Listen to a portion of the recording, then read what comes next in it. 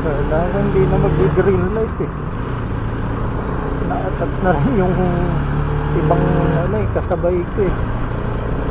So yan, good day mga kapirata. Bali ngayon, pauwi na tayo. Sumaglit lang tayo dito sa UP kasi nauuhaw na talaga ako eh. Kanina pa ako walang naiinom na tubig eh. Yung nainom kong tubig sa sa office pa. Wala lang, nabanggit ko lang. Kasi ba't nga naman ako pupunta rito, wala man akong gagawin. Pero syempre may ginawa tayo.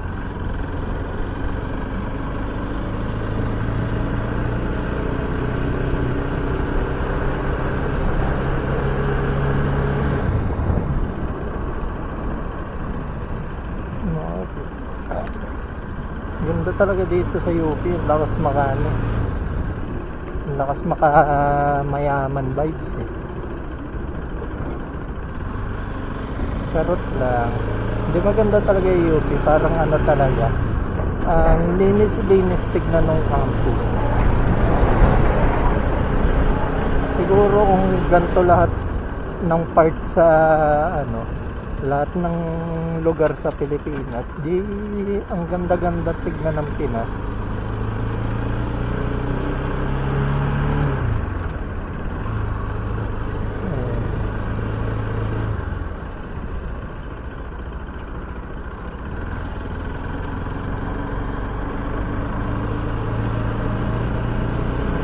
Feeling ko naman mabilisan tayo makakauwi kasi gantong oras di pa talaga traffic eh. Gusto ko sana mag whole day ngayon kaso hindi na kaya eh. Malapit na rin yung uwian eh. Kanina nagugutom na ako kaya kumain kami tapos natapos kami ng pagkain parang 1:40 na ata, so iuwi ko na lang.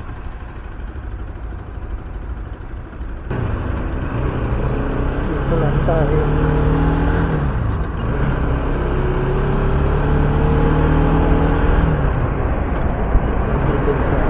Paunahin na natin yung mga nauna.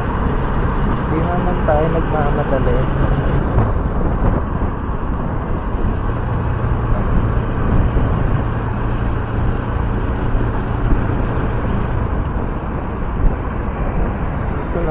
Stay lang tayo sa lane natin. Ayan.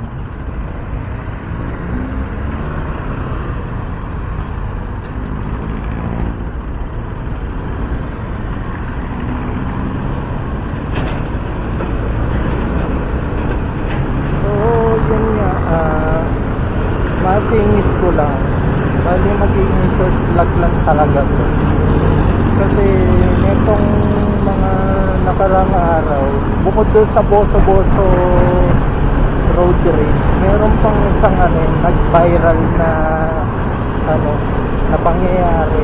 Yun yung yung kay Vitali, yung foreigner na streamer. Parang alam ko Russian American siya. And talagang pag napanood niyo yung niya, stream niya, talaga super annoying. Talaga nakakainis. Parang alam mo yun, yung kahit hindi ka naman mainisin tao, mainis ka sa ginawa niya. Hindi kasi siya talaga nakakatawa. Unlike sa prank, sa ibang prank na yung parang alam mo yun, may prank kasi na hindi annoying, saka may prank na nakakabuisit eh. Yung kanya kasi parang annoying na. Yung tipong pati yung girl dinadamay niya, wala namang ginagawa. Tapos kung ano pa, parang ang cringe masyado. Hindi ko ma-explain pero super cringe. Kaya na lang yung doon kung masasabi ko. Tapos etong mga kasama niya, hindi man lang siya binatukan na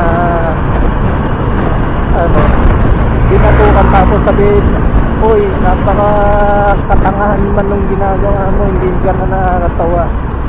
Syempre yung cameraman yan eh, pati yung ibang kasama niya, alam ko mga Pinoy yun, pero parang hinayaan lang nilang bastusin yung mga kalahi natin, which is super annoying talaga. Ay nako. Pero na itong habang sinusundan ko yung case, parang ngayon itong nakaraan, nahuli na siya, and may mga charges na pinaso na sa kanya talaga, may mga charges na. Pero yun nga, parang alam ko karamihan ng pinaso sa kanya available eh. May nakita ako sa balita na i-deport daw siya, parang hindi siya magpe-face nung mga kaso. Yung parang alam niyo yun, yung parang sige, makulong ka ng ilang araw tapos papalayain ka, papabalik ka namin kung saan bansa ka manggaling, which is super unfair kasi katulad ng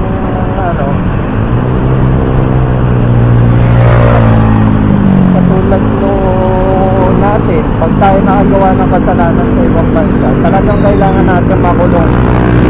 Walang deport sa atin pag tayo yung nakagawa ng kasalanan. Pero pag yung mga foreigner na katulad ni Baitali, pag sila yung nakagawa ng kasalanan, deport, which is bullshit para sa akin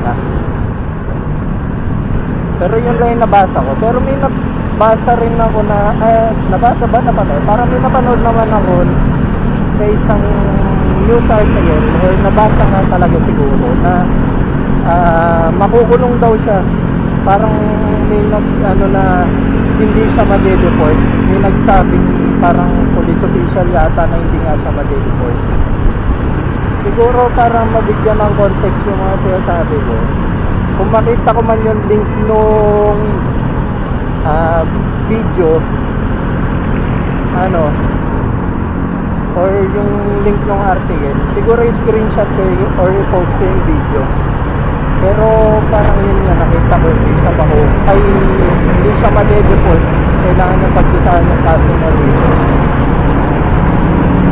Tapos post ko na lang rin yung mga yung na ginawa niya. Post natin yung video para makita nyo gano'n nakakabwisit talaga yung mga galawan. Bilis natin. Siguro paano ba, tahimik muna tayo sandali. Bali isisingit ko yung video sa mga part na hindi ako nagsasalita. Ganun na lang siguro gawin natin. Wala. Wala ako, mga road cops lang talaga na sila. Wala pa. I-elevate lang sa napukam yan. Pero we have a backlog of 1,300 cases from 2016. We are solving 30 cases a month. So parang one a day. So ipo-process natin ito. Natapos namin yan before 2028 na ikaubos namin ang backlog ng buong Pero ito. Okay? So the Secretary, if you have some closing statements to give out. Pero ayun nga, sana hindi talaga siya ma-deport. Kasi may mga Pinoy na gusto siya ma-deport, pero ayoko talaga ito, aksidente. Ako talaga ayaw kong ma-deport. Gusto ko talaga mapagdusahan yung kaso niya para maging leksyon talaga sa lahat na hindi porket mabagay itong mga Pinoy parang aabusuhin nyo na. Kung may nagawa kang kasalanan dito, pagdusahan mo kahit ano ka pa, kahit foreigner ka pa o kahit sinong tao ka ba. So yun talaga yung pinaka best punishment na mabibigay mo sa kanila. Kasi kung papadeport mo yan, putik yan, tatawanan lang tayo, sasabihin niya na-arrest lang ako ng isang araw tapos pinalaya ako, tapos binigyan pa ako ng free ticket pa uwi ng bansa ko, diba? Parang ganun yung magiging dating nun. Kaya ako talaga gusto ko talaga makulong. Parang yung nangyari parang yung mangyayari kay Johnny Sumali sa Korea naman nangyari to. Ganon din yung parang binastos niya yung culture ng Korea, kung ano nagagawa niya doon, yung mga tao binastos niya. Ayun, ngayon may kaso siya na parang napakalabong malusutan niya na fine lang yung mangyayari, parang makukulong talaga siya. Sana ganun din mangyari dito kay Vitali para hindi pamarisan na ayun nga, kahit magubait tayong mga Pinoy is dapat hindi tayo inaabuso o tinitake advantage.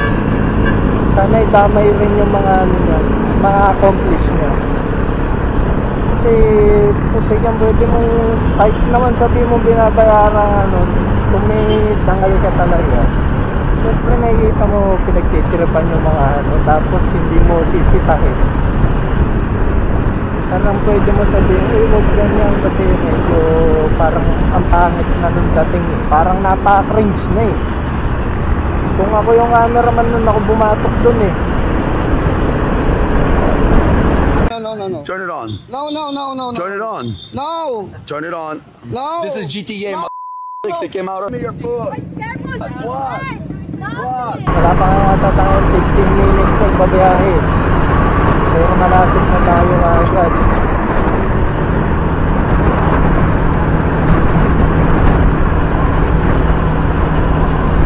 Sana laging ganito yung biyahe.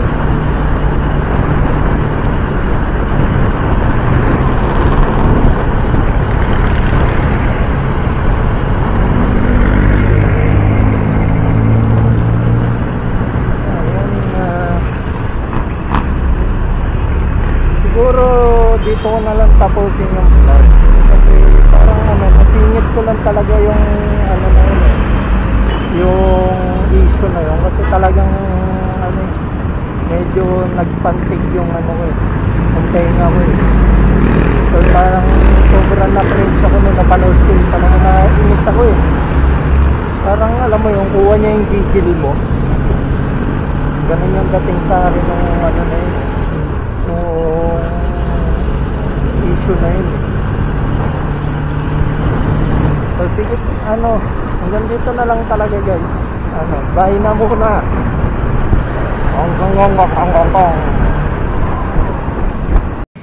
I'm gonna fucking rob you if you keep walking away. I want to give you money. No? Okay. No. Okay, because you got a COVID mask, you liberal fuck. Go get your vaccine. I was trying to give you money, but alright. Trying to be nicer. You. No, yeah.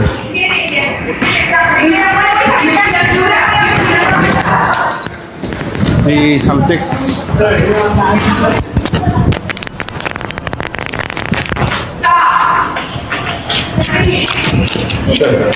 Shut up. Shut the fuck up. Please. Yes? No? What are you gonna do? Hello. Hold it. Let me Hello. Hello. Let me hold it. Hello. Hello. Hello. Paparazzi, you are blessing God on a paparazzi. Paparazzi, you are my queen. You have the right to remain silent. Anything you say can be used against you in any court of law in the Philippines. Okay? You have the right to remain silent. You have the... No. Turn it on. No. Turn it on. No. Turn it on. No. This is GTA. It came out of your foot. What?